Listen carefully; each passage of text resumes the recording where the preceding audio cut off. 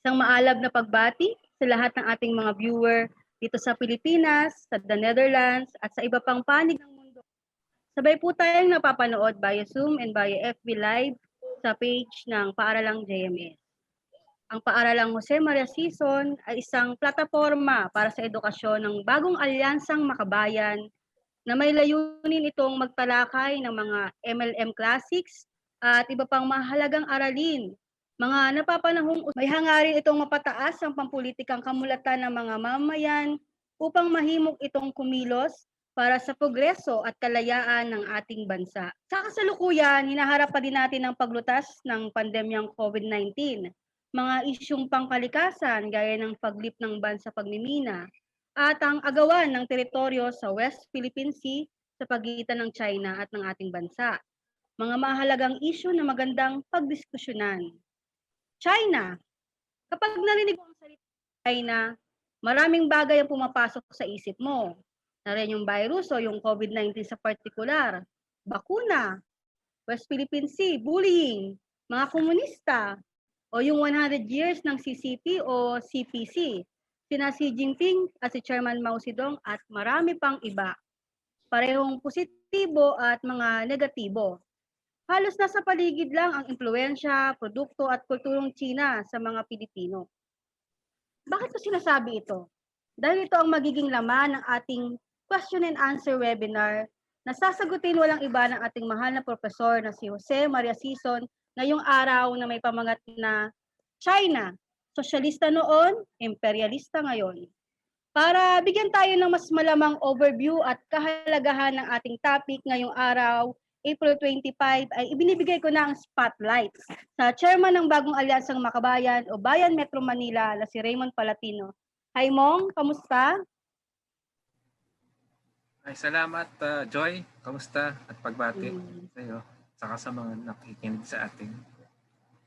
Okay, so sa mga kababayan natin at mga kasamang nakikinig sa ating live episode at mamaya po sa recording, pagbati po at maraming salamat sa panonood ng latest topic ng Paaralang JMS. Sinimulan po itong Paaralang JMS ilang taon na ang nakakaraan at mula po nung nagkaroon ng pandemya in 2020, naisip natin na maganda itong ituloy at magkaroon ng interactive discussion online kasama si Professor Joma Sison at ang mga naunang topic po natin ay tungkol sa mga classics na text na sinulat ni Marx, Lenin at Mao.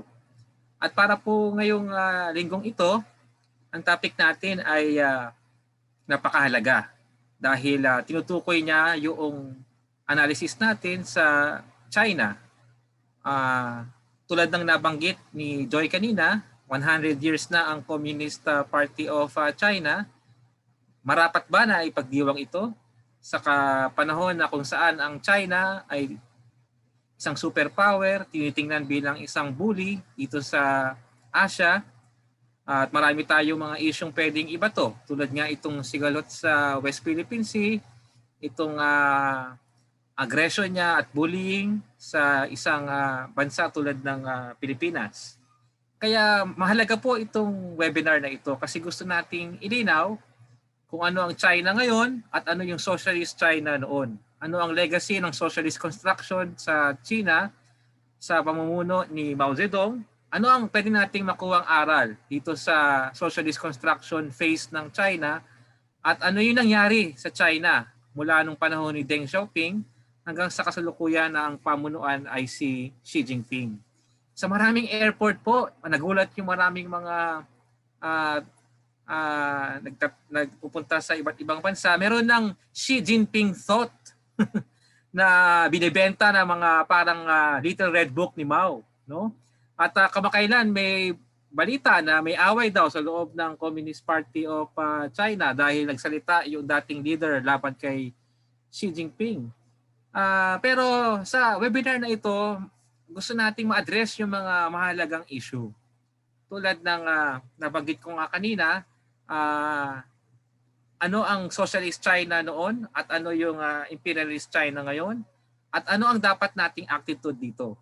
paano natin uunawain itong kasaysayan ng Communist Party of China, no, para sa mga estudyante, mga aktivista na pinag-aaralan ang sosyalismo at kung ano ang naging legacy ng socialist construction sa China. At mapalad po tayo ngayong gabing ito o hapong ito, ang magbibigay po sa atin ng talakayan dito ay walang iba kundi si Professor Joe Masison, na isa sa mga consistent na nag-critic dun sa capitalist road at capitalist reforms na ipinimplement sa China mula nung late 70s hanggang sa kasalukuyan, at ang kanyang assertion kung ano ang katangian ng China ngayon.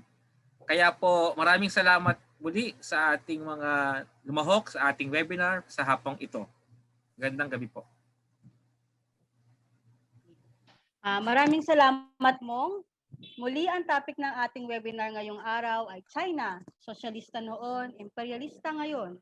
Kung babalang kasi natin ang mga katanungan ay nahati ito sa tatlong panahon. Una yung bago yung tagumpay, tapos yung pangalawa ay panahon ng sosyalismo, at pangatlo ay panahon ng revisionismo at imperialismo. Sige po, Kajoma, sisimulan ko na po ang pagtatanong. Ito po ang mga katanungan para po sa unang tanong.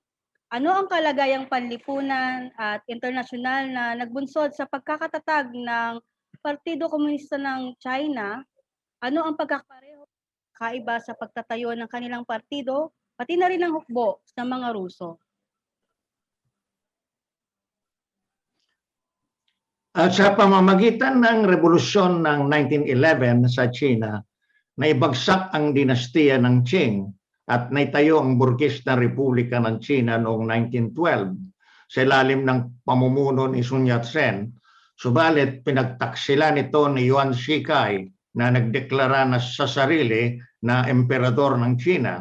Nagkagulo ang China, nangibabaw ang mga warlord sa mga probinsya at lalong madaling pinagsamantalaan ng mga imperialistang poder ang kalagayan ng China. Nanatiling pinagkahati-hatian ng China. Nangyari ang Rebolusyong Oktubre sa Rusya noong 1917 at sa mga sumusunod na taon nagkaroon ng interes sa revolusyong ito ang mga Chinong umaasa na lumaya sa madilim na kalagayan ng China na binabalot ng feudalismo, komprador na kapitalismo at dominasyon ng mga imperialistang poder.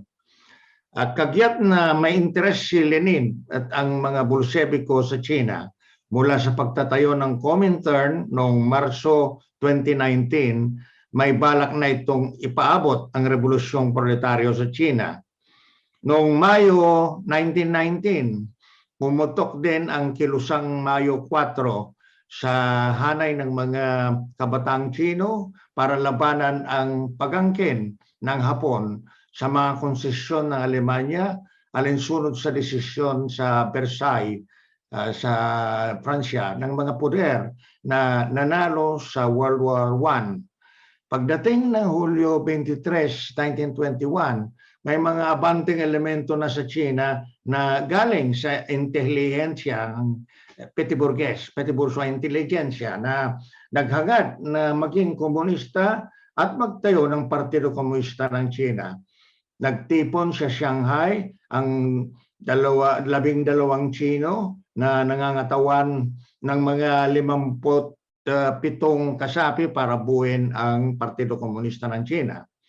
Sa pagbubuo ng Social Democratic Labor Party sa Rusya noong 1893 na pinagbuhatan ng mga Bolsheviko na pinamunuan ni Lenin at mga Mensheviko na pinamunuan ni Martov. Karamihan ng mga pundador ay galing din sa intelihensyang petit bourgeois. Subalit kaagad nagrekluta sa hanay ng mga manggagawa alinsunod sa proletaryong katangian ng partido. Sadyang nagpapasok ang mga Bolsheviko ng mga kadre sa loob ng tsaristang hukbo upang magbuo ng mga Soviet o mga konseho ng mga masundalo para gawing giyera sibil laban sa tsarismo ang digmaang imperialista. Kalinsaban nito, nagbuo rin ang mga Bolsheviko ng mga Soviet ng mga manggagawa at magsasaka at mga pulang taliba na naging bahagi ng pulang hukbo sa kalaunan. Sa gayon, naipaghanda ang Rebolusyon ng Oktubre. Nang itinayo ang National Revolutionary Army sa tulong ng Union Soviet sa ilalim ng unang nagkakaisang prente ng Kuomintang at Partido Komunista ng China sa mga taon ng 1924 hanggang 1927, may mga rehimentong nabuo na nasa pamumuno impluensya ng mga kadre at kasapi ng Partido Komunista ng China. Nang nagtaksil si Chiang Kai-shek noong 1927, lumipat ang mga rehimentong ito sa panig ng Partido Komunista ng China at umabot sa Cheongkang-san, kung saan naunang nagtayo si Mao ng mga baseng gerilya sa hanay ng mga magsasaka.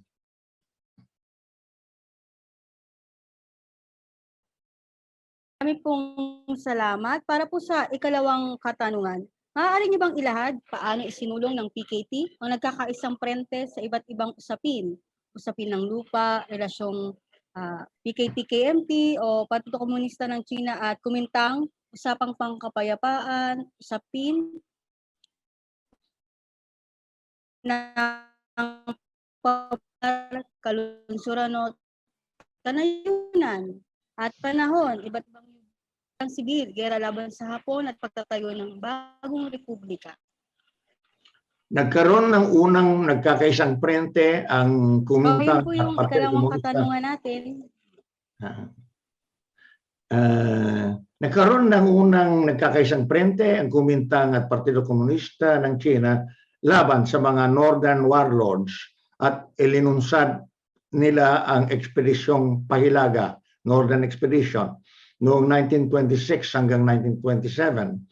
Sa panahong ito, kumilos si Mao sa hanay ng mga magsasaka para magsagawa ng agraryong revolusyon, gerilyang pakikidigma sa pamamagitan ng hukbo at pagsasagawa ng anti-feudal na nagkakaisang prente sa Cheongkang-san, sa Jiangxi.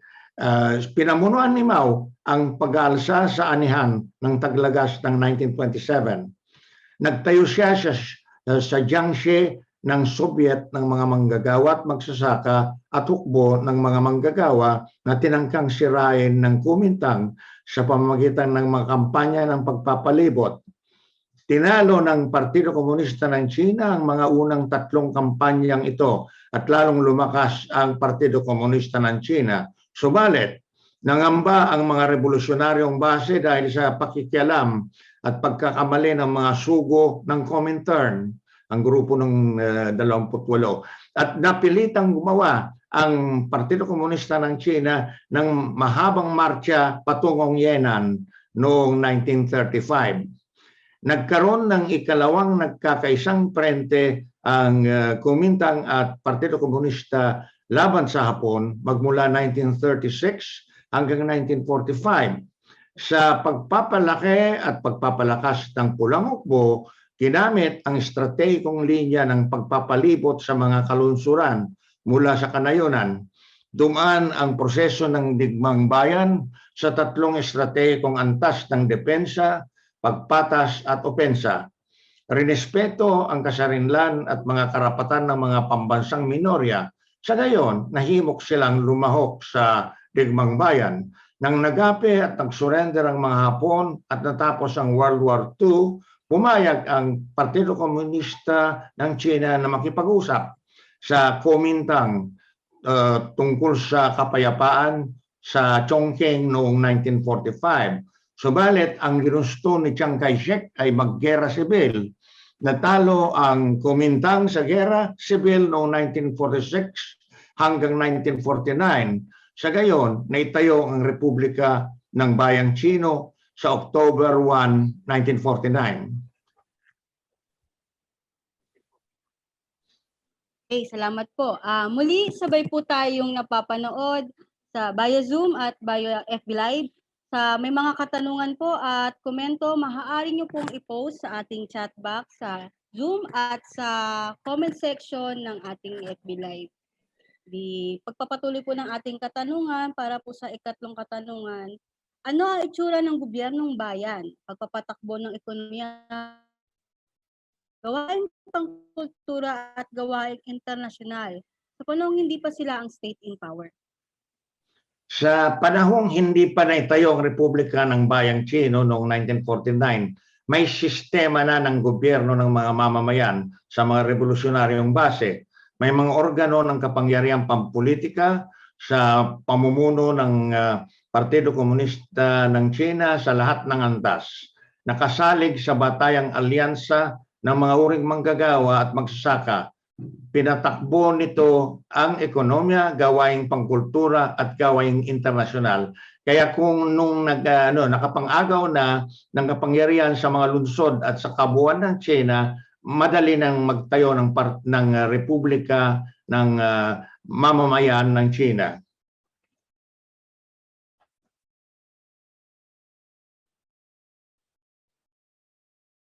Okay po, di para po sa ating ikaapat na katanungan, matingkad sa kasaysayan ng Partido Komunista ng China ang pagpukaw, pag-oorganisa at pagpapakilos sa uring magsasaka. Sa kabilang banda, maaari niyo bang ibahagi ang high points sa pagpukaw, pag-oorganisa at pagpapakilos sa hanay naman ng kabataan at ng mga manggagawa sa mga lungsod at patungong kanayunan, gaya na nangyari sa Yenan at iba pa? Paano nito naalpasan ang puting lagim sa mga lungsod, agresyon ng Hapon at inihanda ang mamamayan sa lungsod sa tagumpay? Magmula pa sa kilusang Mayo 4 noong 1919, tuloy-tuloy ang mga kabataang leader na naging komunista sa taong 1921 sa pagpupukaw, pag-oorganisa at pagpapakilos sa kabataan. Nag-umpisa na rin sila sa pagkilos sa hanay ng mga manggagawa at mga unyon bago pa itayo ang Partido Komunista ng China. Lalong kumilos ng malawak sa hanay ng mga manggagawa nang itinayo ang Partido Komunista ng China. Si Mao ang pinaka-prosigido sa pagkilos sa hanay ng mga magsasaka dahil sa nakararaming Chino ay mga magsasaka na walang lupa at kung gayon, agraryong revolusyon ang pangunahing laman ng demokratikong revolusyon. May susulong at may papanalo ang Revolusyong Chino kung may integrasyon ng sandatahang pakikibaka, revolusyong agraryo at pagtatayo ng mga revolusyonaryong base sa kanayunan. Dahil sa pagkilos at pagpapalakas ng kilusang revolusyon sa hanay ng mga magsasaka sa kanayunan, napangibabawan ng Partido Komunista ng China at Hukbong Bayan ang mga puting lagim sa mga kalunsuran, ang agresyon ng Hapon at mga salakay ng Kuomintang. Paborable sa revolusyon ang partisipasyon ng mga magsasaka at sa kanayunan, malawak ang maniobrahan para sa digmang bayan.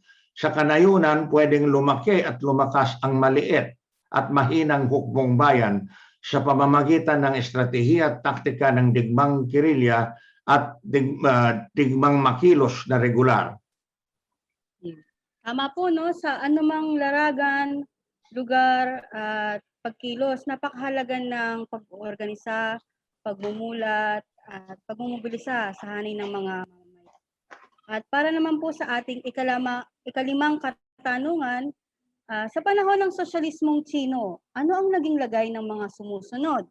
Mga Panginoong Maylupa at MBK, opisyal at kawini sa lubang gobyerno ng Kuomintang, opisyal, militar at kaniniwang kawal ng Kuomintang, mga magsasaka, mga manggagawang industrial, intelektual, pambansang burgesya, kabataan, kababaihan, pambansang menorya at iba pa. Paano tiniyak sa panahon ni Mao ang paghahatid ng batayang pangangailangan sa mamamayan katulad ng pagkain, damit, pabahay at edukasyon, at pagtataas sa kalidad ng buhay katulad ng katiyakan sa trabaho at usaping sahod, pangangalaga sa bata at matanda, pangkalusugan, rest and recreation at iba pa? Sa mga unang taon pa lang ng Republika ng Bayan ng China, ipinoklama at isinagawa ang nasyonalisasyon ng lupa at ginawang ganap ang pagkumpiska ng lupa para mula sa Panginoong Maylupa at libreng distribusyon ng lupa sa mga magsasakang walang lupa at walang sapat na lupa. Isinagawa ang payugtuyugtong pagsulong ng kooperatisasyon, binigyan ng mga PML, mga Panginoong may lupa na walang malubhang kasalanan sa bayan ng pagkakataon na mabuhay ng disyente, subalit inaalisan ng karapatang maghalal at mahalal sa anumang posisyon sa gobyerno. Sa gayon, naiwasan yung pagre-rebelde, armadong pagre-rebelde ng mga Panginoong may lupa sa maraming lugar. Ang mga malaking burges na komprador na pinakamalapit sa kaaway ay inalisan ng pag-aari, linitis sa paratang ng korupsyon at inalisan ng karapatan na maghalal at mahalal sa posisyon sa gobyerno. Ang mga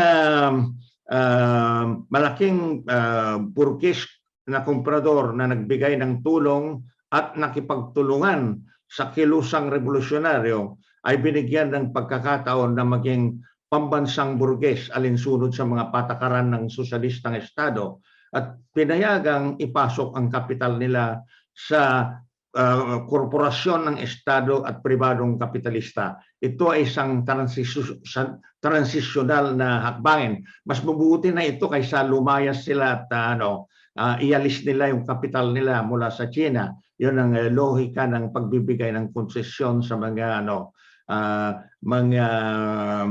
malaking burges na komprador at pambansang burges. Ang kanilang kapital ay manatili sa China at makatulong sa socialist construction. Ang mga opisyal ng gobyerno na korap, brutal at pusakal na ahente ng kaaway na uri ay inaresto, linitis at pinarusahan. Subalit ang masa ng mga nakabababang opisyal at kawani ay nagpatuloy sa trabaho sa pamamahala ng mga kadre ng Partido Komunista ng China at binigyan sila ng kurso ng pag-aaral tungkol sa sosyalismo. Malamang na bago pa manalo ang revolusyon, marami na sa opisyal at kawani ay kampi na sa revolusyon. Alam naman natin na pwedeng mag-union at mag-organisa sa sarili ang mga empleyado ng gobyerno. Mga opisyal at karaniwang kawal ng hukbo ng Kuomintang na nag-surrender ay binibigyan ng amnestiya at ginawa pang mga opisyal at kawal ng hukbong bayan sa ilalim ng pamamatnugot ng mga kadre ng partido at mga datihang commander ng hukbong bayan. May opsyon naman din na pwedeng umuwi ng mga opisyal o kawal ng Kuomintang kung ayaw sumama sa hukbong bayan o kaya pinauwi sila kung alanganin ang pagpasok nila sa hukbong bayan. Ang mga opisyal at kawal, lalo na ang mga notoryosong mamamatay tao at mga nasa paniniktik na nahuli ng hukbong bayan ay linitis at binigyan ng karampatang parusa alinsunod sa desisyon na nakabatay sa ebidensya. Nakinabang mga magsasaka sa reforma sa lupa at kooperasyon, mga manggagawang industrial sa ekspansyon ng produksyon at pagtaas ng pasahod at serbisyo sosyal, mga intelektual sa kanilang kalayaan at mabuting kalagayan para maglingkod sa bayan, pambansang burgesya sa pagkakataon nilang makatulong sa sosyalistang industrialisasyon, kabataan sa pagkakataon na makatulong sila sa pagtatayo ng sosyalismo, kababayan sa paglaya nila mula sa patriarkalismo at diskriminasyon, at mga pambansang minorya sa pagrespeto sa kanilang kasarinlan at iba yung pagkakataon na umunlad. Tiniyak sa panahon ni Mao ang paghahatid ng batayang pangangailangan sa mamamayan, pagkain, damit, babae at edukasyon at iba pa, at pagtataas sa kalidad ng buhay, katiyakan sa trabaho at mas mataas na sahod, pangangalaga sa bata at matanda, pangkalusugan, rest and recreation at iba pa. Sa pagkawala ng mga dayuhang korporasyon at mga malaking burges na komprador na nagluluwas ng supertubo mula sa bansa, ang mga Panginoong may lupa na naglilikom ng upa sa lupa para sa maluhong pamumuhay nila at pagbabawal sa korupsyon ng mga opisyal at pagpaparusa sa mga korap na opisyal. Sa ikalimang katanungan natin, tinalakay natin kung paano ni sila Mao at saka yung Partido Komunista ng China ay tawag doon, nano yung mga iba't ibang mga sektor sa lipunan at yung pagiging sincero nila dun sa kanilang slogan na paglingkuran ang sambayanan, na sa panahon ng kanilang tagumpay ay tiniyak nila yung paghahatid ng batayang pangangailangan sa mga mamamayan katulad ng pagkain, damit, pamahagi at edukasyon, na ugnay naman dito sa Pilipinas yung mga nagsusulong ng progreso, ng soberanya at kalayaan natin. Ito yung gusto nating makamit, no?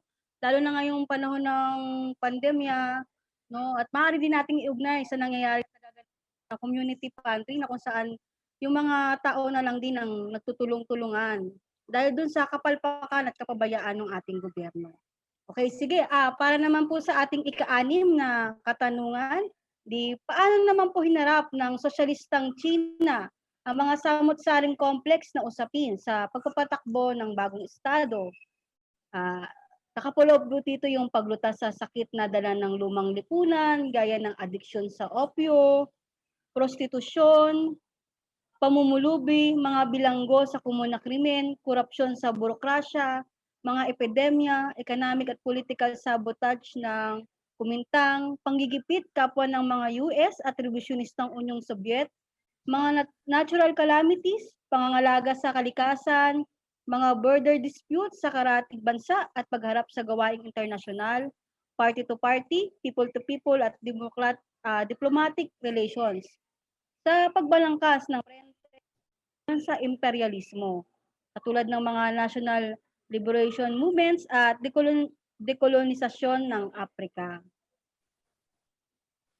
Linutas ng sosyalistang China ang problema ng adiksyon sa opyo at prostitusyon sa pamamagitan ng pagbuwag ng mga kriminal na sindikato at pag-aresto sa mga lider nito, pagbibigay ng serbisyo sosyal, empleo at tulong ng mga komunidad sa mga nabiktima ng mga sindikatong ito.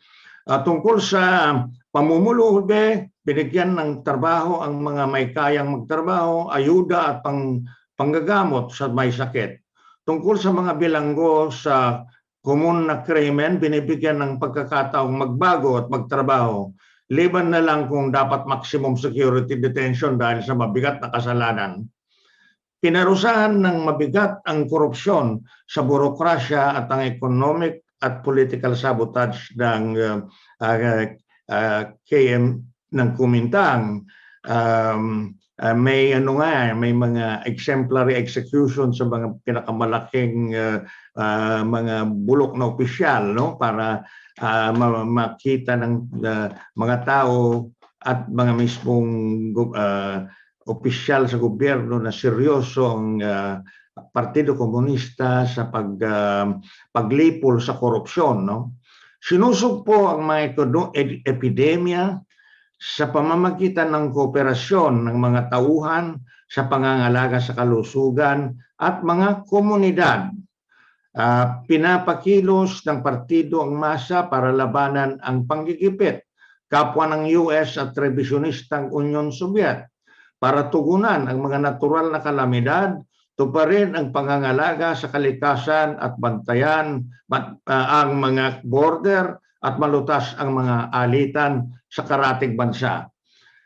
Hinarap ang gawaing internasyonal, party to party, people to people at diplomatic relations. Itinaguyod ang prinsipyo ng proletaryong internasyonalismo at anti-imperialistang solidaridad ng mga mamamayan ng daigdig laban sa imperialismo at reaksyon.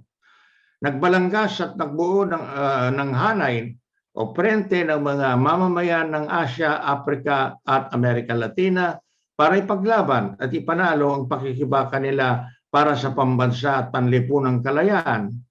Nagtaguyod at nagpatupad ng linya at mga ugnayang diplomatiko na mapayapa at mapagkaibigan batay sa mutual na respeto sa kasarinlan, kooperasyon at mutual na benepisyo. Marami pong salamat, Prof. At para naman po sa ating mga online viewers, hinahikayat po namin kayo magkomento o magpaabot ng mga dagdag na katanungan para po sa ating talakayan na may titulong China, sosyalista noon, imperialista ngayon. Para po sa ating pangpitong katanungan, madalas tinutuya sa burges na media at akademiko na sa panahon daw ng dakilang igpaw pasulong ay maraming namatay. Lumawak ang kagutuman at ang GPCR o yung Great Proletarian Cultural Revolution nila Mao bilang isang malaking kahibangan. Kabaliktaran nito, ano po yung masasabi nating significant achievements at breakthroughs sa iba't ibang larangan sa panahong ito? Hindi totoo at kahibangan ang panunuya ng mga burges at antikomunistang media at akademiko na maraming namatay sa gutom dahil sa dakilang igpaw pasulong o Great Leap Forward. Sa pamamagitan ng Great Leap Forward, napalawak at napalakas ang industrial na pundasyon ng China. Naitayo ang sistema ng komuna bilang pinakamataas na antas ng kooperasyon sa agrikultura at lumaki ang produksyon at ekonomiya ng China. Napangibabawan ang blokeyo ng mga imperialista, ang pagtataksil ng Union Soviet at mga kalamidad sa kalikasan. Naging matibay na bansang sosyalista ang China dahil sa dakilang igpaw pasulong. Alam ninyo, yung mga revisionista tulad nila Liu Shaoqi, Deng Xiaoping, Chen Yu, at iba pa, gusto nilang patagalin yung mga transitional na konsesyon sa mga pambansang burges,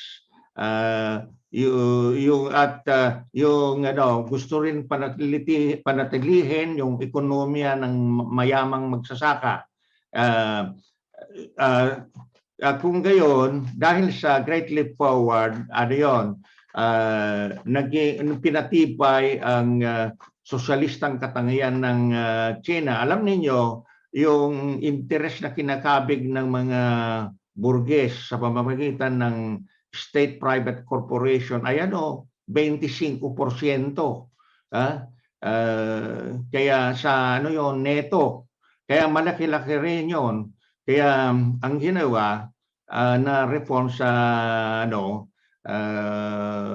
imbes na dividendo ng tanggapin ng mga kapitalista, interest na lang.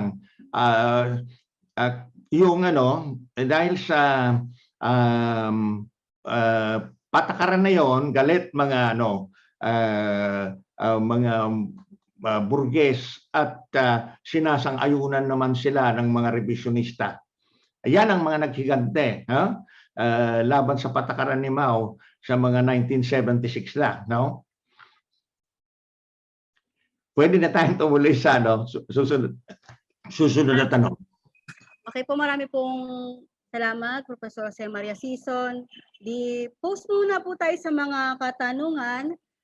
Para pagyamanin pa ang ating talakayan ay maghahandog ng cultural performance ang Musicians for Peace na may pamagat na Kalbaryo.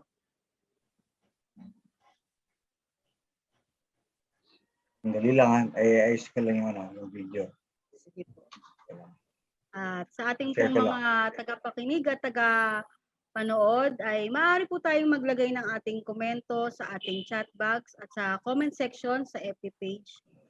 At sabay po tayong napapanood sa via FB Live. Yan. Tinatalakay po natin yung mga nung aral na naganap doon sa China at yung connection nito sa Pilipinas. Ayan po, handa na po yung ating cultural performance. Kaya lang, check lang muna yung audio. Dali. Share.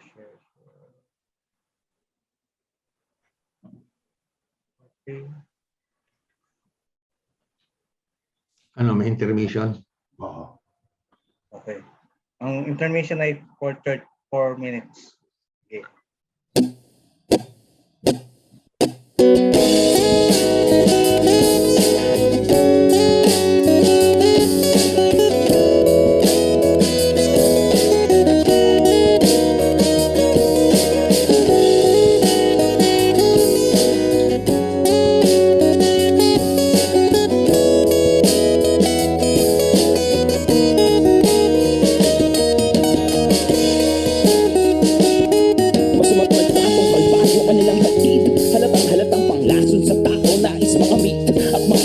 naipit, matay ng lisik sa pagkamalakwarta mga gimmick. Kahit maraming kandila na ang nakatirik sa kanya na nakapaligid na talagang pagkawatan at mutang inutang sa pamamasang kaubusuhan na pagtuunan sa katusuhan pa nakadaan. Nagkakaudyukan pa sa kagutuman at sa palutupang ng mga halang. Ibig sa tutukan ng pangkalusugan, gamot pamakunan ng mamamayan. Nakakapagabog pagka sa sitwasyong hinantungan, pamamalakad lagpak, obligasyong tinakbuhan, sagad sa karang palpak, kanyang misyong sinumpaan. Sa tanghalang paslangan, nakatangan ang hinulmahan. Kaya't ang tao, ang bayan, ngayon umaaray pagkat gobyerno sa pasismong solusyon lumalagay sa pagsalba ng mga buhay talagang sumasablay. Paano nga ba sasaklolo ang mismong pumapatay? Kalkaryo ang kanyang hatid, sa bayan ay nagpapasakit, sa tayo ay nagpapagamit. Dahas ang mga pagtugon sa mga humihingi ng tulong, malalang kalagayan, tutunay patayan sa pasismo ng berdugo. Sa pasismo ng berdugo.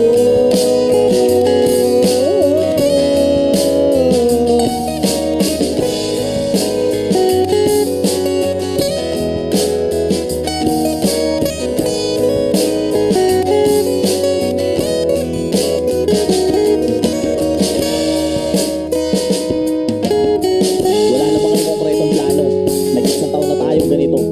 Mas inuuna padagdagan ng pondo ang militar kaysa bakuna ng mga tao. At oo, di tao tagus buto ang kapabayaan ng gobyerno. Mas prioridad pa ang pagsupin sa mga kritiko.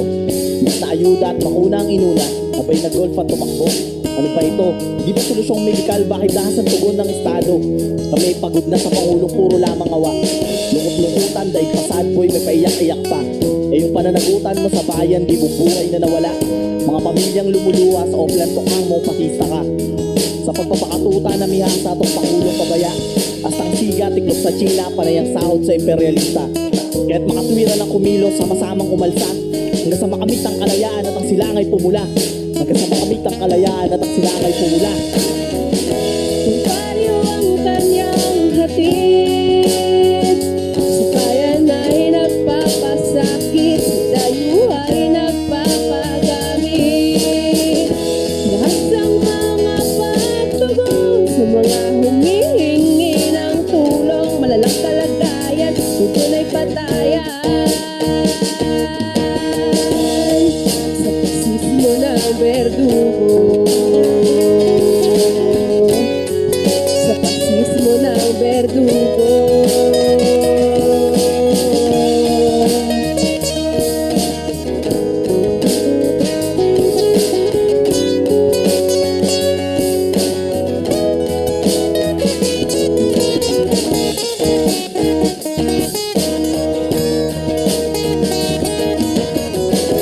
Kalkaryo ang kanyang hatid, sa bayan ay nagpapasakit, sa tayo ay nagpapagamit.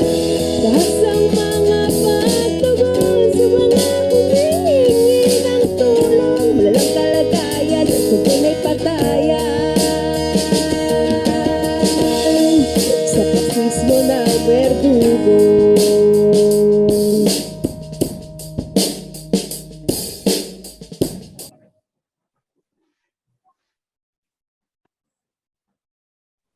Okay, maraming salamat sa performance ng Musicians for Peace.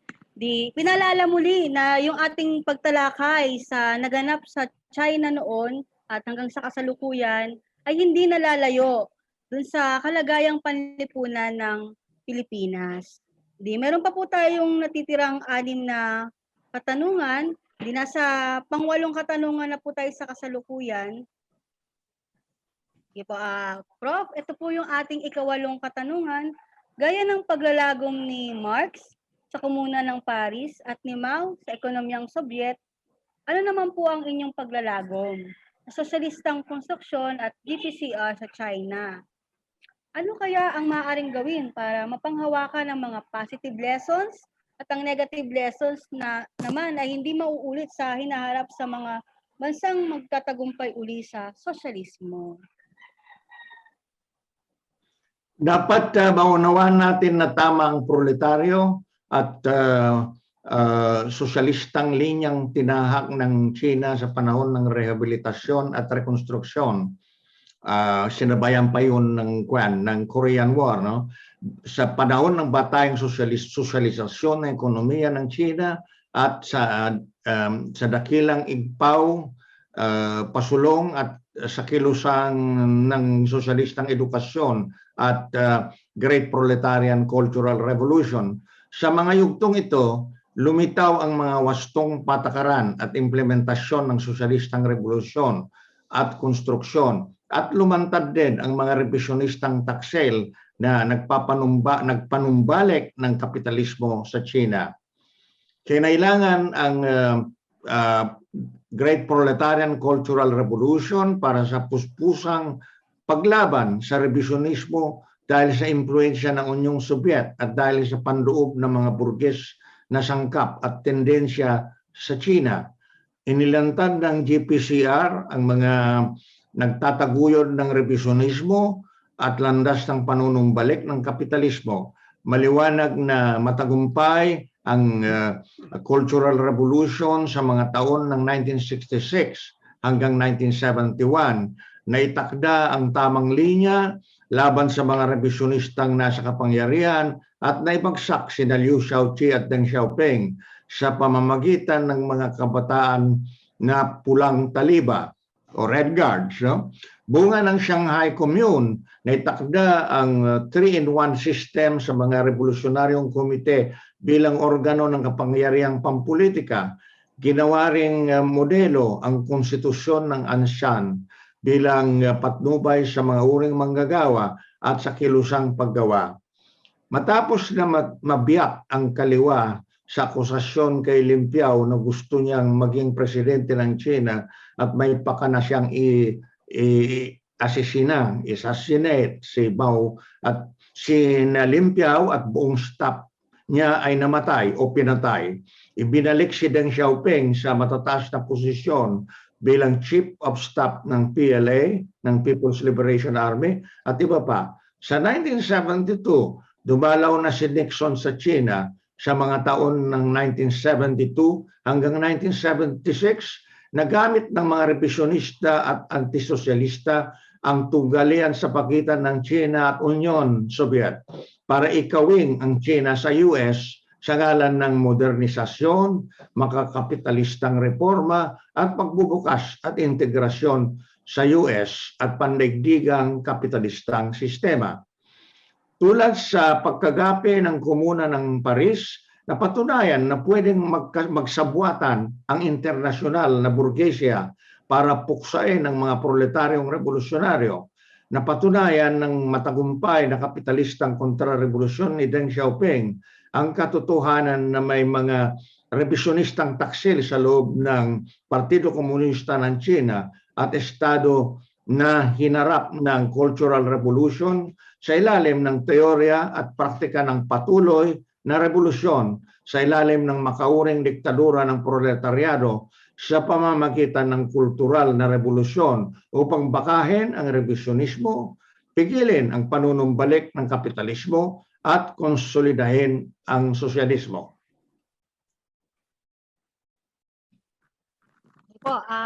Para po sa number 9, paano ang naging proseso ng revisionistang pagkataksil sa simulain ng sosyalismo, kapitalistang panunumbalik hanggang tumungo sa imperialismo ang China? Maaari ba natin itong maiyugto mula kay Deng Xiaoping, Jiang Zemin, Hu Jintao at Xi Jinping?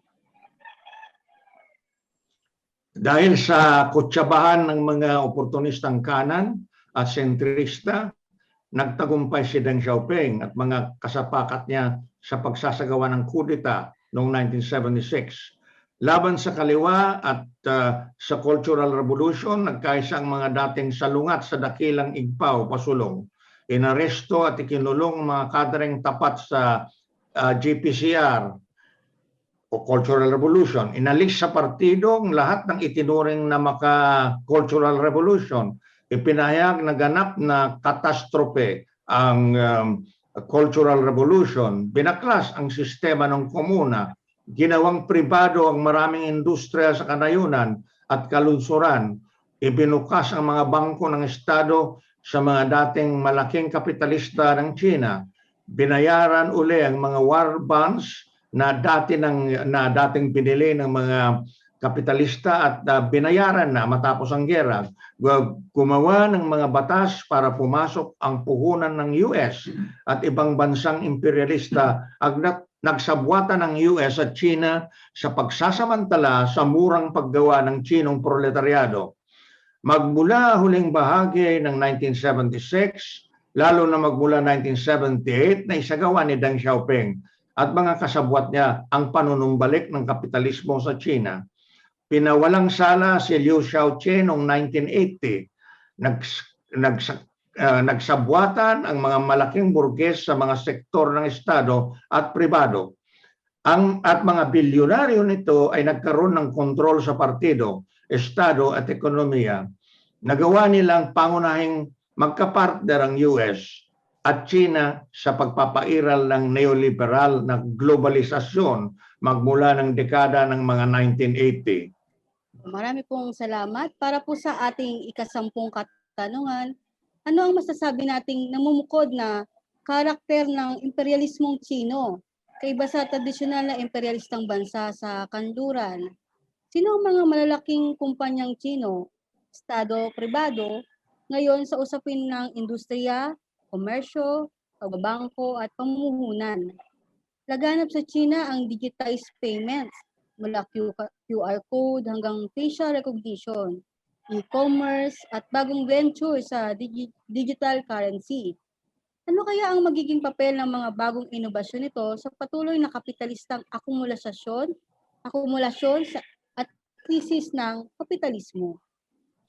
Ang namumukod na karakter ng imperialismong Chino nakaiba sa tradisyonal na mga imperialistang bansa sa kanluran ay nagamit ng China ang kanyang malaking populasyon, ang industrial na pundasyon ng dating sosyalistang ekonomiya, ang kombinasyon ng monopolyo kapitalismo ng Estado at pribado, ang state planning at paggamit ng state resources at ang mabilis na paglipat at pagpaunlad ng mataas na teknolohiya para pasulungin ng mabilis ang paglaki ng ekonomiya at puwersang militar.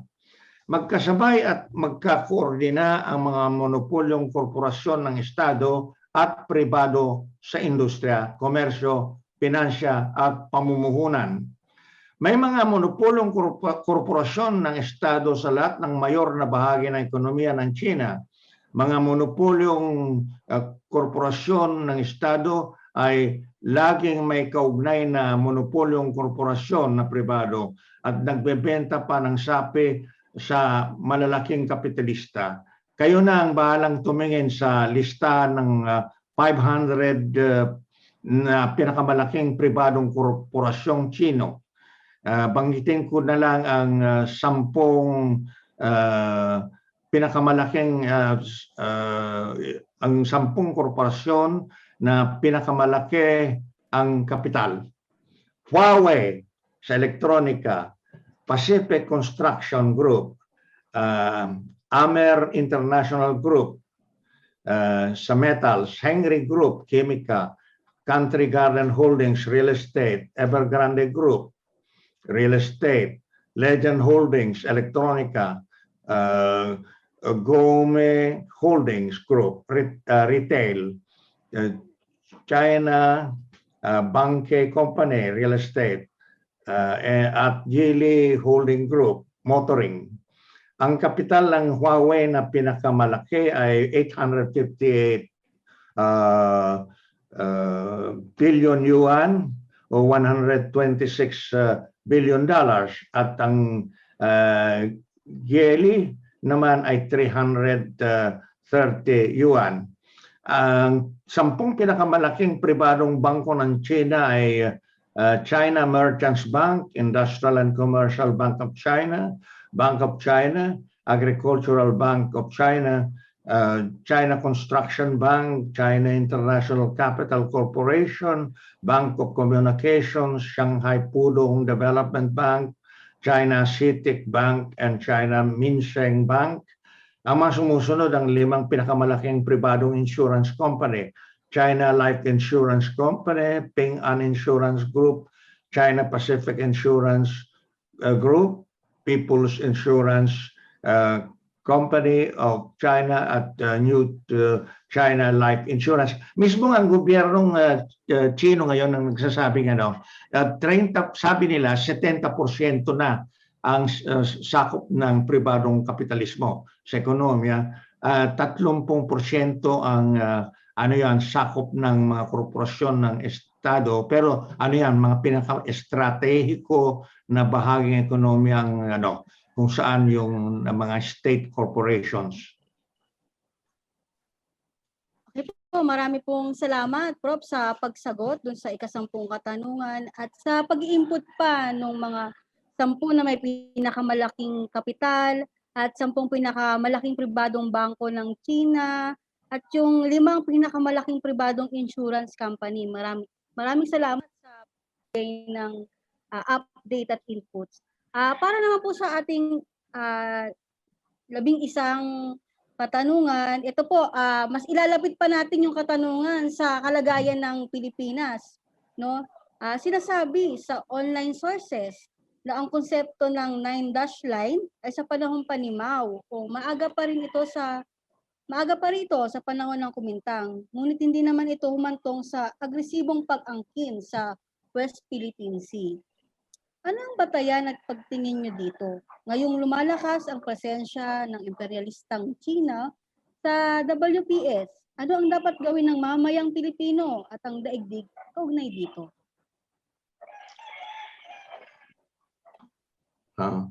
Ang gobyernong Kumintang ang naunang gumawa ng 9-dash line at pag-angkin sa 90% ng South China Sea noong 1947.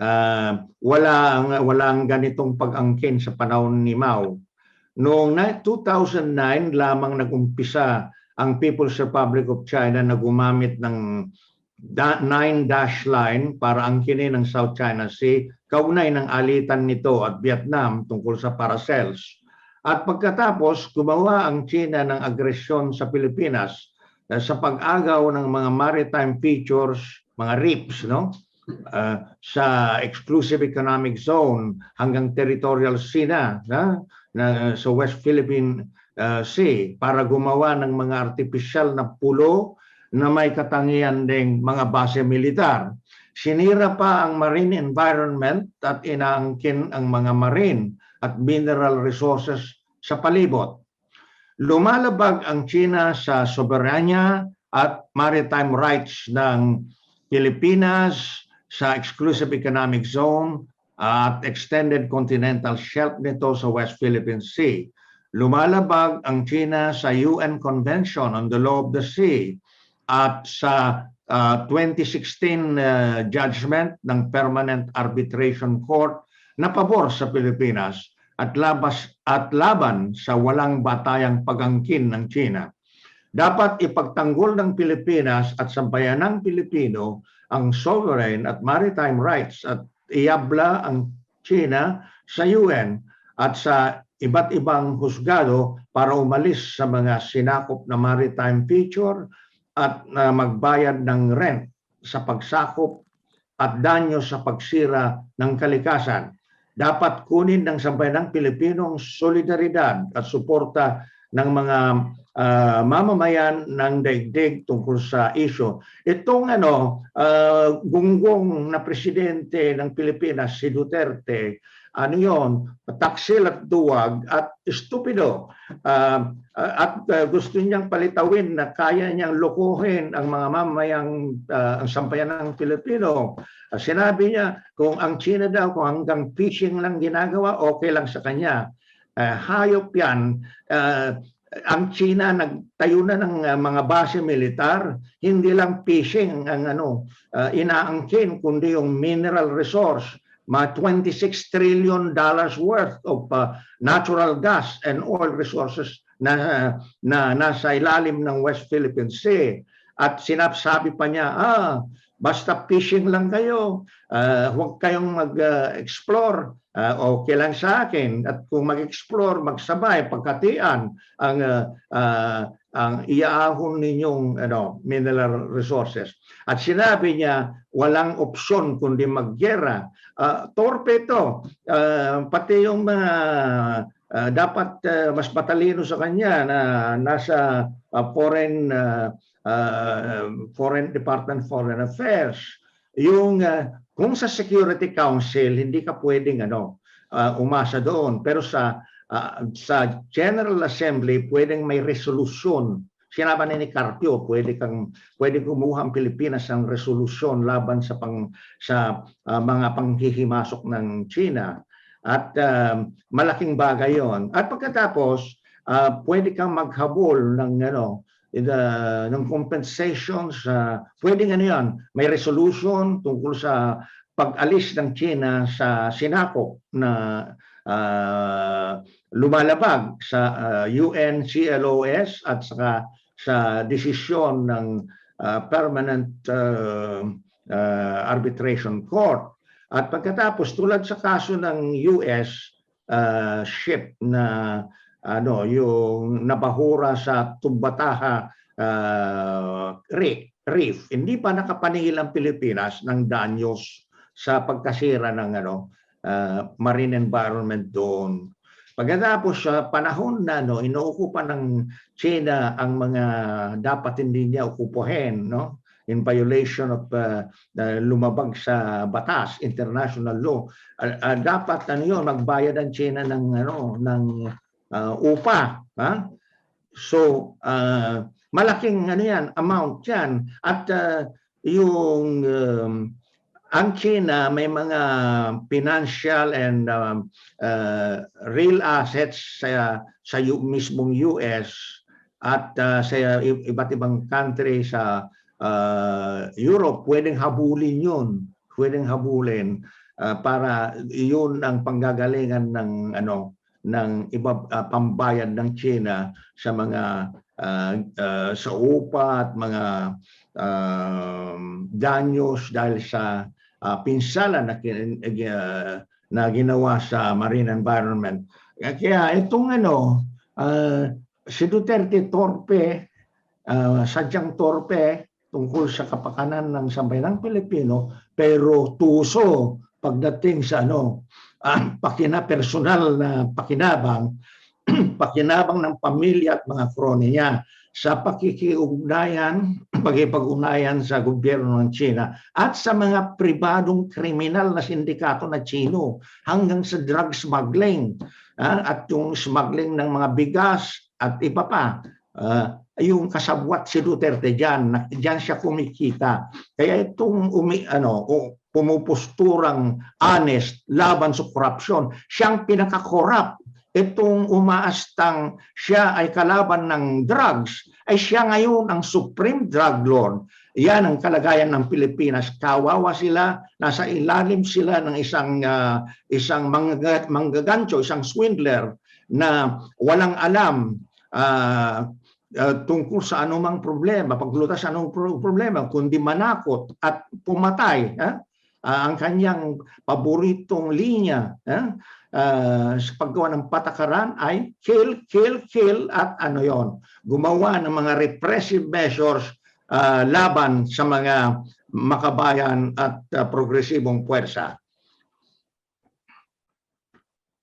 Pwede tayong tumuloy sa susunod na tanong.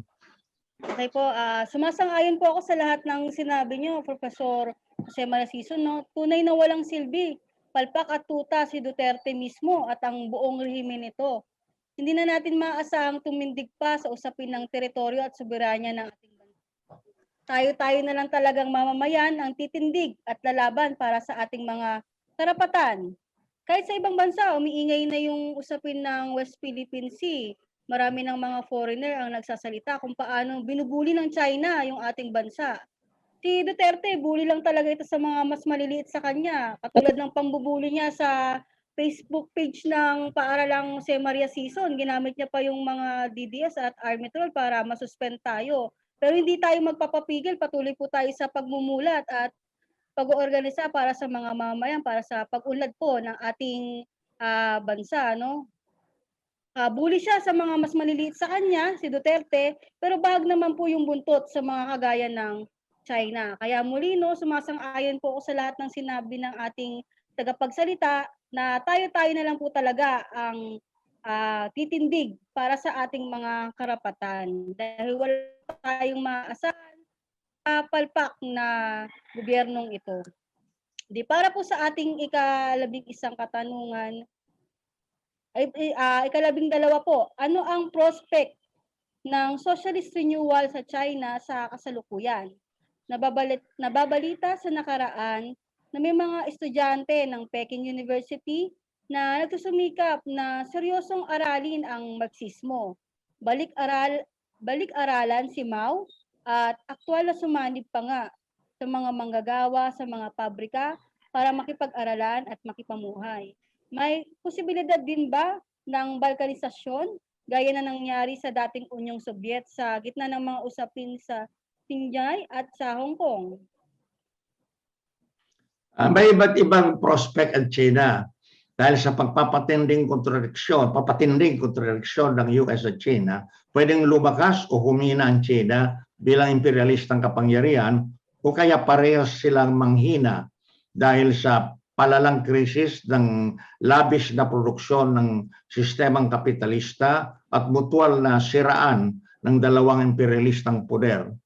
Tungkol sa sistemang pampolitika ng China, sa patuloy na paglakas ng monopolyo kapitalista, pwedeng itapon na ng China ang pulang bandila ng kanyang pagkukunwari at gayahin ang US o si Gorbachev man lamang.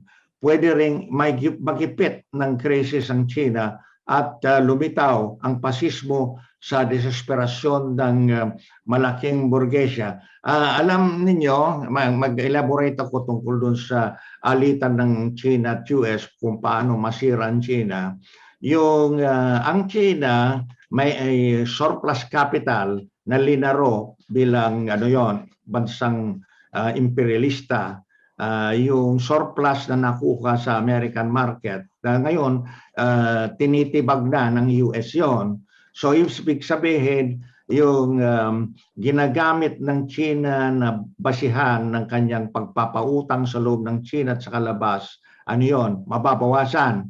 At yung mga nagkautang sa China, mga bansang nasa labas porque napakataas, napaka-burdensome, napaka-abusado yung terms na pabor sa China.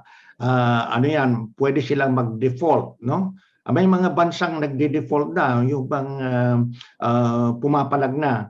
Kaya ang ekonomiya ng China magkaloko-loko kung yung mountain of bad debt sa loob ng China, mga pangungutang ng mga mangungurakot na opisyal at mga pribadong korporasyon, at yung hindi pagbayad ng pautang sa labas ng China, yun na makakasira sa loob ng China. At yung yun na makakasira sa ekonomiya nila, lilitaw na yung basic weaknesses ng Chinese economy. Pag doon naman lalabas ang ang peligro ng pasismo, no? Kaya kapag isang bansa ay naging kapitalista na, hindi basta-basta bumalik ang sosyalismo. May panibagong labanan.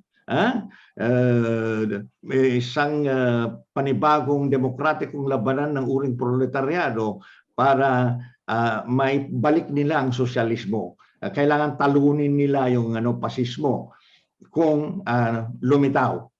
Ang pinakamabuting prospect ay kung maagaw muli ng mga mawista at uring proletaryo ang kapangyarihan mula sa burgesya at may balik nila ang sosyalismo. Pwede silang lumakas kung lumubha ang krisis at kung may panganib ng pasismo. Bago man magkaroon ng pasismo, linalabanan na nila, no?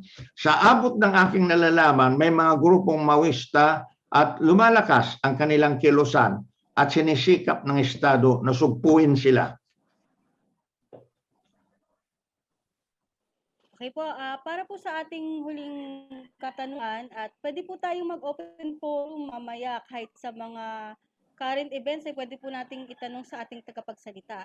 Number 13 po, minsan yung nabanggit sa kontribusyon nyo sa isang international na seminar, ang naging ambag ng Partido Komunista ng China sa pagkakatatag ng unang Partido Komunista ng Pilipinas, ang mga gerilyang Wachi, ano ba ito yan?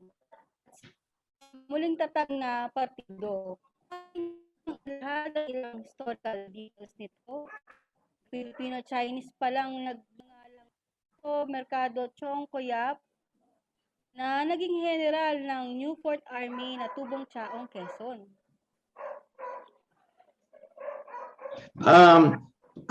Dahil naitayo ang Partido Komunista ng China noong pang 1921, nagkaroon ng sangay nito sa Pilipinas sa hanay ng mga Chinong manggagawa na may mga trade union din sila.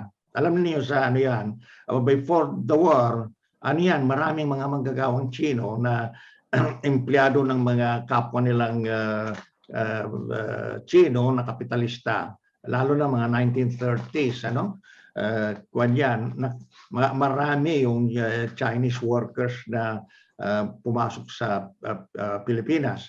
Ang matagalang principal na kadre ng Philippine branch, dahil naitayo nauna yung Partido Komunista ng China, nagkaroon ng Philippine branch itong partido na ito sa hanay ng mga Chinong manggagawa. Si Comrade C ang namuno ng Philippine branch. At siya ay naging nasa unang Komite Sentral ng Partido Komunista ng Pilipinas, yung naitinayo noong 1930. Ang CPS, yung Communist Party of the USA, ang inatasan ng Comintern na umatupag para may tayo ang Partido Komunista ng Pilipinas.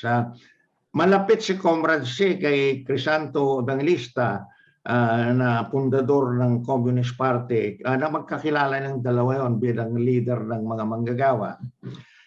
Naging principal na kadre rin si Comrade C sa pagbubuo ng Wachi na squadron ng mga Chino na naging bahagi ng Hukbalahap. May husay silang lumaban sa mga mananakop na Hapon. Marami sa kanila ang umalis sa Pilipinas noong 1947 at 1948 para humabol sa General Offensive at pagpapanalo ng Partido Komunista ng China sa China. Isang karangalan at swerte ko na inabutan ko pa at nakausap ng maraming beses si Comrade C sa Beijing noong 1966. Sa mataas na katungkulan siya noon sa Higher Party School ng Partido Komunista ng Pilipinas. Yung nabanggit na general na Chino na dating Pilipino o dating nasa Pilipinas ay wala akong pagkakataon na makilala. Pero marami sa mga kabilang sa Wachi at ilang iba pa na bumalik sa China at lumahok sa revolusyon doon at umabot sila sa matataas na katungkulan.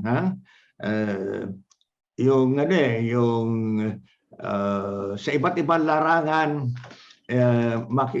makakausap mo ng mga 1960 yung mga nanggaling sa Pilipinas, mga taga Binondo na bumalik at yung umalis sila sa Pilipinas dahil hinahunting na sila ng Kuomintang.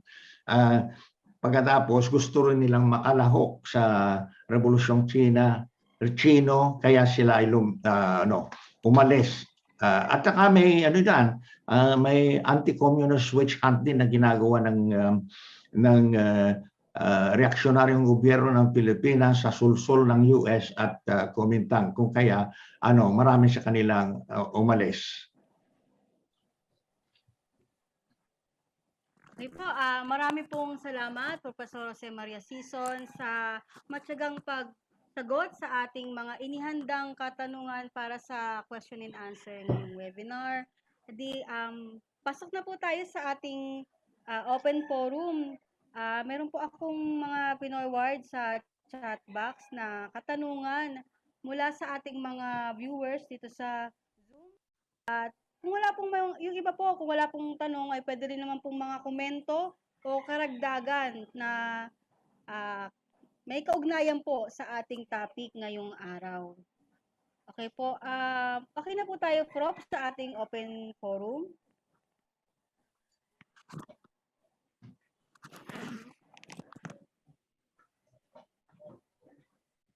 Sige. Ano yung mga questions? May ilan questions na pumasok? Sa akin po pagkakabasa ay may dalawa pa lang po na nasa chat box po at meron din po akong kinopya at pinorward sa inyong mga tanong. Sige.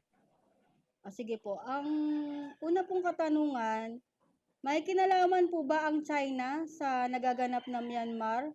Sa Myanmar, ano po ang tingin nyong hinaharap ng Myanmar? Mula po ito kay Boyet de Mesa.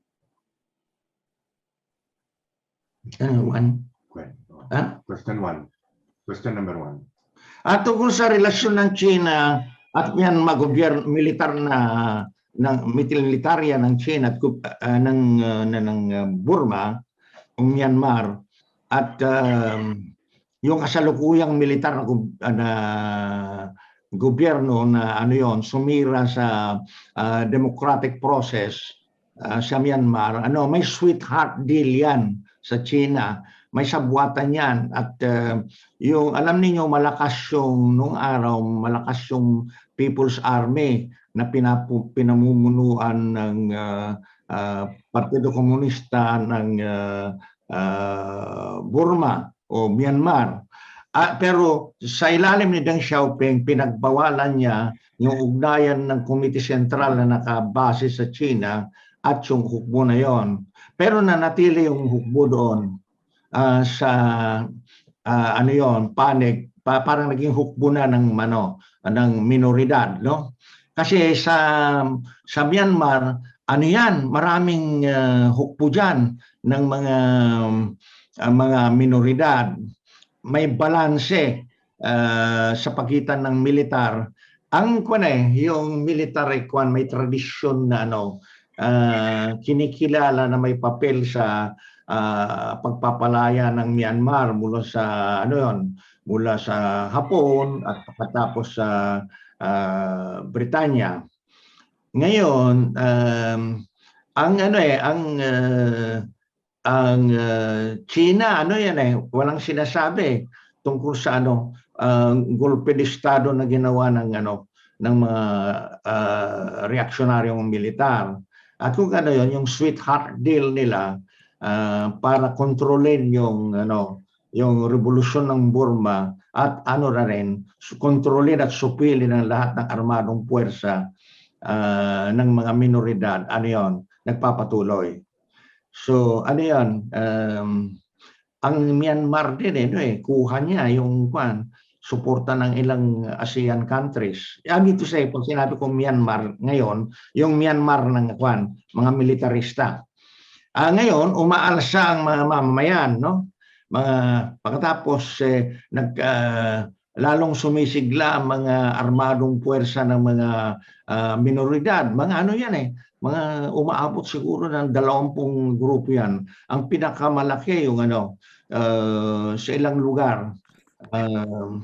Yung pinakamalaki pa rin yung dating pinamumunuan ng Partido Komunista ng Burma, pagkatapos yung sa kabandang Karen, mga Kristiyanong minoridad, no? So meron ding meron din dating armadong grupo yan nagtatanim ng opyo ng panggawa ng opyo. Yung mga dating sundalo ng dating opisyal ng Kuomintang na napadpad sa Burma. Pero parang nakontrol na sila sa mga nakaraang dekada. Ewan ko anong pinapapil nila. Pero ang Burma, ang Myanmar, may sari-saring armadong grupo yan at pwede magkaroon ng tangled warfare tulad din sa China, no? kung saan sumulpot mga warlords, mga sa ilang panahon mayroong tangled warfare sa pagitan ng mga revolusyonaryo at yung malaking reaksyonaryo at yung mga mga warlords, no? Sa madaling salita, may kinalaman ng China sa nagaganap sa Myanmar at sila ay sumusuporta sa militaristang gobyerno. Okay po, para po sa susunod na tanong, no? Okay po, para po sa ating pangalawang katanungan, mula po ito kay Gerardo Serue. Tama po ba yung pagkakapronounce ko sa inyong pangalan? Ito po ang kanyang katanungan. Ano po sa tingin ninyo ang maaaring mangyari kung patuloy at hindi aalis ang China sa West Philippine Sea? Sa balanse ng US at China, yung sa pakitaan ng puwersa, ano yun, lumalamang ang US, ano? Yung pwedeng pakinabangan ng Pilipinas yung yung alitan ng dalawa. Ganitong vulnerabilidad ng China, yung mga yung artificial islands nila na ginawang military base, yung vulnerable yon, very vulnerable. Hindi sa ano ba yan, pero hindi necessarily mauwi sa gera, no? Yung mga magagaling sa reclamation na inhinyero sinabi na mga ganyang isla ay laging may weak point, ano? Yun lang tirahin ng torpedo, dagat ng lalamon, na masisira na yung yung artificial na isla, ang dagat ang lalamon, no? So ngayon ang pinaka-importanteng factor diyan yung Pilipinas. Palagay ko hindi matitiis ng sambayang Pilipino yung kataksilan, kasakiman at katorpehan ni Duterte tungkol sa West Philippine Sea. Hindi matitiis yan ng sambayan ng Pilipino. Maraming mahusay, maraming makabayang Pilipino na na magbabasura kay Duterte. Yung diskredito niya, matagal na siyang nasipa sa pagka-presidente. Ano pa yan? Bale, tatak na niya yung ang traidor dahil sa pagtatraidor niya sa West Philippine Sea. Kaya yung sa kalaunan, mga ibabaw mga Pilipino nasa ilalim ng ilong nila yung mga kinakamkam ng China ng mga isla. At ang China pwede nang datnan ng mga malalaking problema dahil sa alitan sa US, hindi lamang tungkol sa West Philippine Sea. Ang counter ng US sa bandang dagat ng West Philippine Sea ay yung Indo. Meron silang taktika o strategiya na kabilang yung tinawag na magkakasama yung tinawag na Quad. US, Japan, apat, no? US, Japan, Australia, India. Yung bawang pangalagaan nila na libre yung ruta ng mga kalakal, no?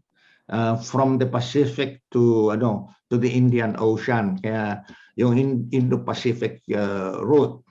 Ang China yung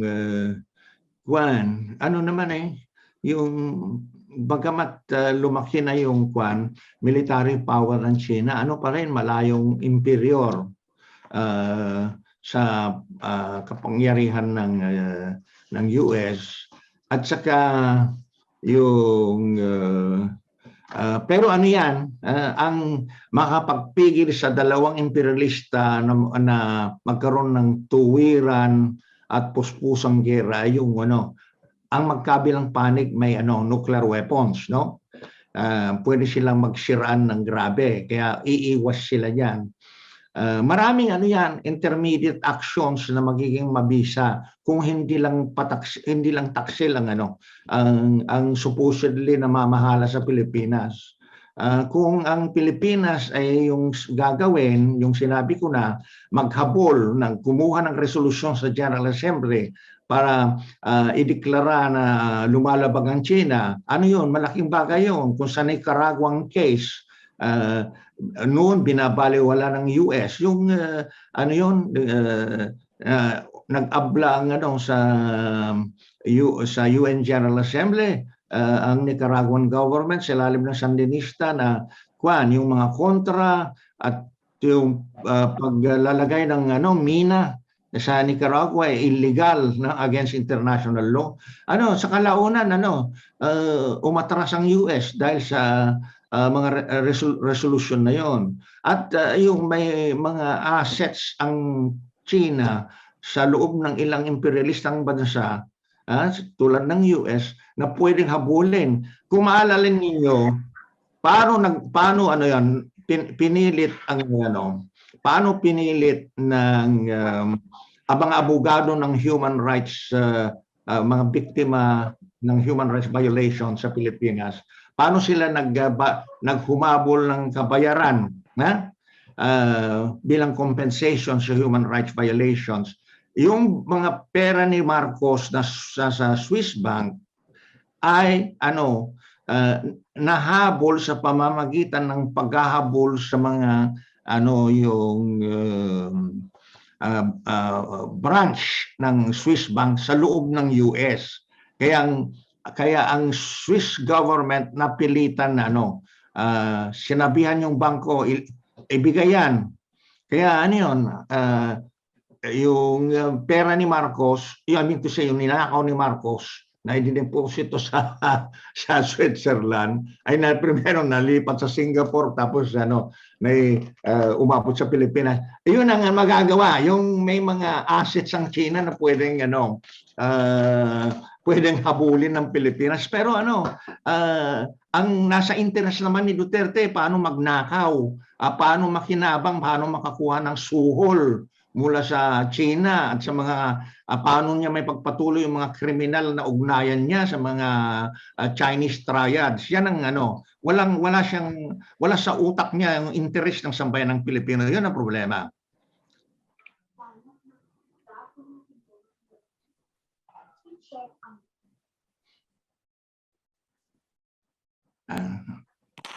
Okay po. Ugnay pa rin po ng kawalan ng interes at kakulangan ng pagbibigay ng karapatang pangangailangan ng mga mamamayan katulad ng ayuda na masyado niya nang dinidelayed at napakakuripot sa pagbibigay ng ayuda ng ating pamahalaan. At katugtungan nito, meron tayo ngayong panawagan na 10,000 ayuda para sa mga mamamayan. At dahil sa kawalan noon, nag-inisyatiba na po yung mga masa na tayo-tayo na lang po yung magtutulungan. Sa pinangunahan nga po ni Miss Ana Patricia noon, yung pagtatayo ng community pantry. At gusto lang din po namin malaman ng naging reaksyon at masasabi niyo po, Professor, sa mga nagsusulputang community pantry sa ating bansa. Sige. Magaling yung community pantry at kapuri-puri si Miss Non sa pag-popularize niya ng community pantry at sumunod sa kanyang halimbawa ang marami, daan-daan kagad. Tinutukoy ko si Ana Patricia noon. Magaling ang halimbawa na ginawa at tinularan ng maraming komunidad sa Pilipinas. At ito ay magandang tugon sa kawalan ng ayuda na ipinangako. Itong hayop na Duterte, nangako ng ayuda. Pero ang ginawa ni Duterte at mga kasabwat niyang general, ibinulsa ang pera. Pagkatapos ang masisisi ngayon, yung nasa ibaba. At yung walang yung patak-patak ang ginagawa nila. Pagkatapos yung walang mass testing, yung nag-speculate muna bago mag-order ng bakuna, naghanap muna kung saan sila makakuha ng malaking suhol. Inuna nila yung pag-order mula sa Sinovac, maganon. Inatupag nila yung paano sila magpayaman. Ginawang racket. Yung pangangailangan ng tao, ginagawang racket para sa kanilang pakinabang. Ginawang racket at paraan paano ma-deprive yung tao. Kaya ngayon, bagsang ekonomiya, kaya talagang torpe ang si Duterte. Kapag ipagpumilit niya, siya o kaya niyang piniling kanyang surrogate ang maging presidente, kawawa yan dahil by the end of this year, ang ekonomiya ng Pilipinas nasa nasa kailalim-laliman na ng disaster, no? So yan, magaling yung community pantry na ipapamalas, na expose yung kalokohan ng teroristang gobyerno Duterte. Na-expose na pagiging magnanakaw nila at yung kawalan ng ginawa para sa mamamayan. Kahit na kung ano-anong sinasabing yung phase 1, phase 2, phase 3 sa kaniyang sinasabing pag-ayuda at pag-ayos sa problema, paglaban sa COVID pandemic. O walang ginawa. Puro kapahamakan. So ang tao mismo ngayon tumutulong sa sarili na nagtutulungan. Pero merong limitasyon yan kasi karamihan ng tao pobre. Yung pobre kaya niyang tulungan yung mas pobre pa sa kanila.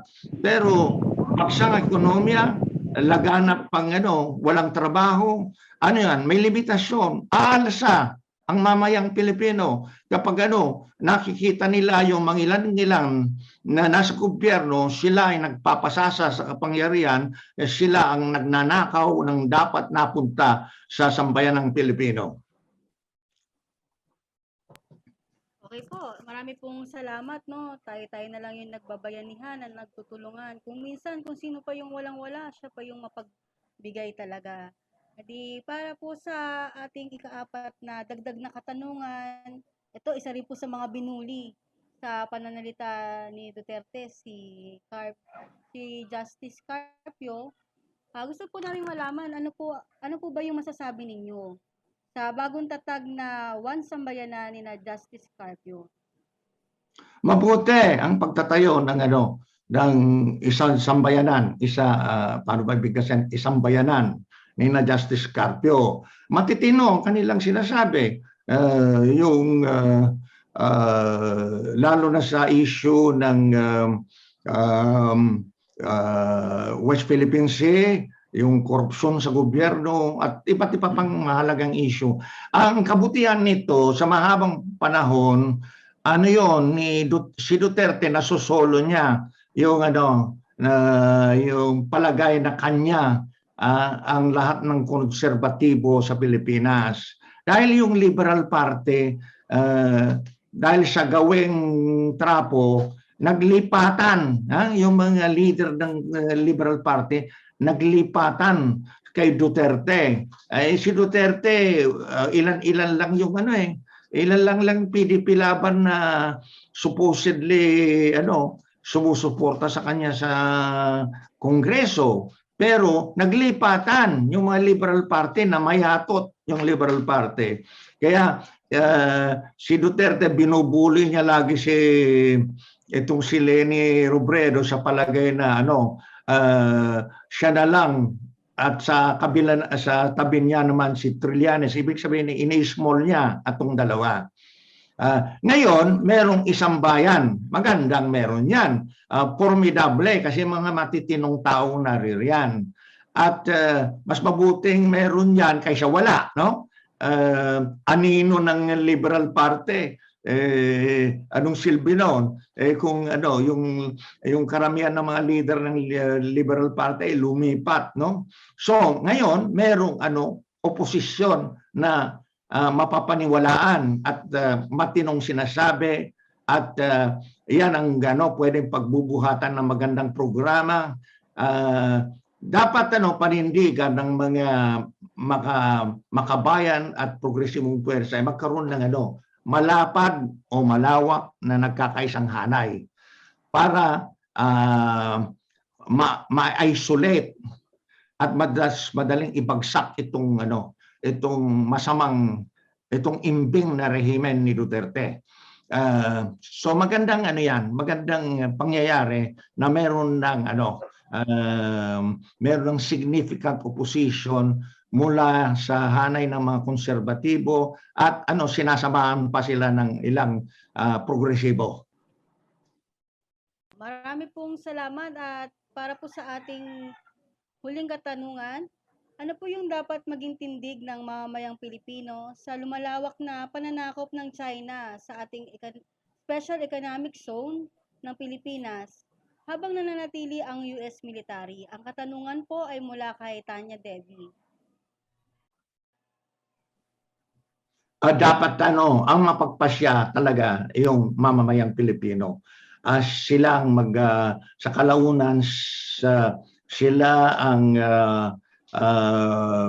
makakapagtayo ng gobyerno na maninindigan para sa pambansang soberanya ng Pilipinas at matanggal, mapa-withdraw ang itong mga mananakop, itong mga imperialistang Chino na nangimasok at hindi kailangan gaano ang US.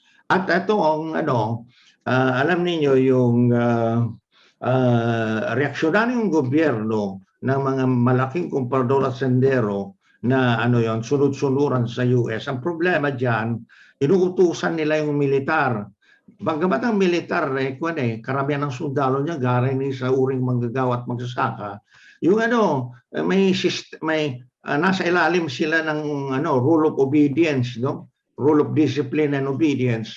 Yung parang makina yan na ginagamit kung sinong may-ari, Alam niyo, si Duterte tama lang nagsabi, pulis ko, sundalo ko, sa pati yung mineral resources kanya daw, at nasa kanyang disposisyon. Ang sambayan ng Pilipino ngayon magkasabay na revolusyonaryong gobyerno sa kanayunan. Kapag yan ang nanalo, tiyak na hindi kailangan ng US, mapapatalsik yung China sa pamagitan ng security measures, immediate security measures at sa pamagitan ng diplomatic measures, walang gera. Yung stupidong Duterte, akala niya maluloko niya ang Pilipino lagi, nananakot. Diyan mo makita, ahente ng China yan.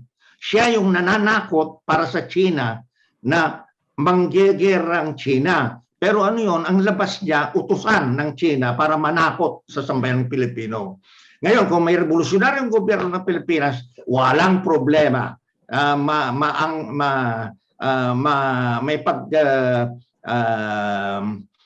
May paninindigan ang sovereign rights at maritime rights ng Pilipinas lalo na sa exclusive economic zone sa West Philippine Sea.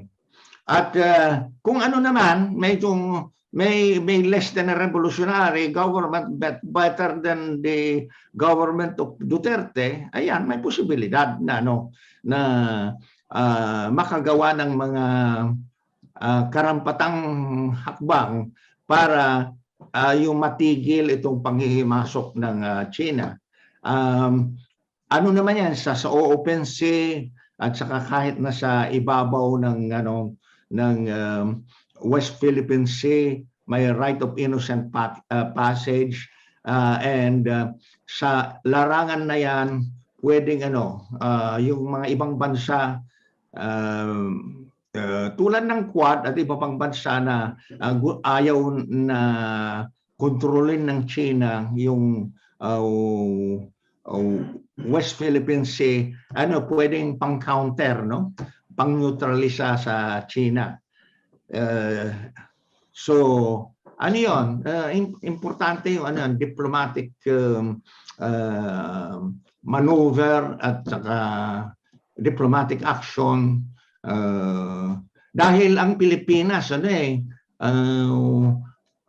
klarong-klaro kanya yung West Philippine Sea alinsunod sa UN Convention on the Law of the Sea and yung permanent arbitration court decision ng 2016. Ang problema lang, ang mga mananungkulan sa reaksyonaryong gobyerno ay mga traidor, mga magnanakaw, mga nakikipagsabuatan sa mga imperialista para sa kanilang mga pribadong interes. Yan ang problema ng Pilipinas.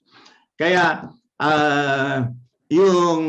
ang Pilipinas magkakaroon ng ganap na pambansang kasarinlan at tunay na demokrasya kung itong mga hayop na traidor at mga magnanakaw na nasa reaksyonaryong gobyerno ay mapatalsik at ang revolusyonaryong gobyerno ng mga manggagawa at magsasaka ang mamamahala sa Pilipinas. Salamat sa inyong kasagutan, Professor. At mukhang wala na po tayong dagdag na mga katanungan. Isasara na po natin ang ating open forum. At ano pong masasabi ninyo sa ating naging talakayan ngayong araw, Professor Jose Maria Sison?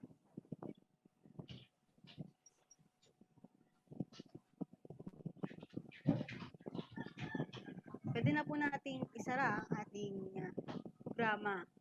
At hihingaan natin ng reaksyon at huling pananalita ang ating tagapagsalita na si Professor Jose Maria Sison. Maganda ating talakayan. Nasakop natin yung kasaysayan ng China, paano nang ibabaw ang mga komunista at mga revolusyonaryo sa China laban sa napakapangit na background nila na pinaghahati-hatian ng mga imperialistang kapangyarihan ang China. Ngayon naman, dahil yung ginapi ng mga revisionista at mga capitalist brothers ang mga sosyalista sa China, ayan, naging imperialista ang China. Hindi na sosyalista kundi kapitalista at imperialista, at sila ngayon naman ang inabot ng ating talakayan yung panghihimasok ng China sa West Philippine Sea. Tayo naman ang binibiktima nila. At kung paano yung tunay na Partido Komunista ng China sa ilalim ni Mao Zedong nang ibabaw laban sa mga imperialista, ganoon din ang Pilipinas sa ilalim ng pamumuno ng Partido Komunista ng Pilipinas at iba't ibang makabayan at progresibong puwersa, malalabanan nila ang imperialismo ng China. At ibig sabihin, anumang masamang bagay may limitasyon at may hantungan. Ang walang limitasyon yung paglakas ng sambayanang Pilipino kapag may wastong pamumuno at may determinadong mga puwersang revolusyonaryo na silang nagdadala ng tamang prinsipyo para sa kabutihan ng sambayanang Pilipino. Marami pong salamat sa ating tagapagsalita na si Professor Jose Maria Sison at sa lahat po ng nakasama natin sa talakayan ngayong araw. Marami pong salamat sa pagsama sa amin. Muli na naman tayong nabusog ng mga kaalaman at mga napapanahong diskusyon at mga tindig natin sa mga kasalukuyang issue sa ating bansa at sa iba pang parte ng bansa sa buong mundo. I-announce lang po ni Max yung iba pa mga naka-line up na mga topic sa paaralang Jose Maria Sison. No? Tuloy-tuloy lang po tayo sa ating pagmumulat at pagbibigay ng edukasyon sa mga mamamayan. Bale, dahil buwan ng Mayo, May 1 ay gugunitan natin ang International Labor Day. So ngayong buwan ng Mayo ay nakapatungkol dun sa pandaigdigang kilusang paggawa ang ating tatalakayin sa proletarian revolution, pandaigdig. Yun po. Bali, yun po ngayong buwan ng Mayo. Tapos sa buwan po ng Hunyo, dahil po celebrate po natin ang Independence Day, may kinalaman po sa mga kilusang mapagpalaya o National Liberation Movements ang ating sunod na paksa ngayong pong June. na may particular na diin sa isang bansang tulad ng Pilipinas na agraryo, at ito po yung Vietnam. Yan po yung magiging diin. Ano po? Bali, antabay lang po tayo, tuloy-tuloy po tayo sa pagtangkilik sa paralan GMS, no? At i-share po natin ang link. Sa kabila po ng pag-atake po ng Estado, yung paralan GMS Facebook page, ilang beses na pong minamass report. Pagkapatuloy pa rin po tayo, hindi pa rin po tayo matitinag at patuloy po tayo mag-aral, maglingkod at makibaka. Ayun po. Maraming salamat.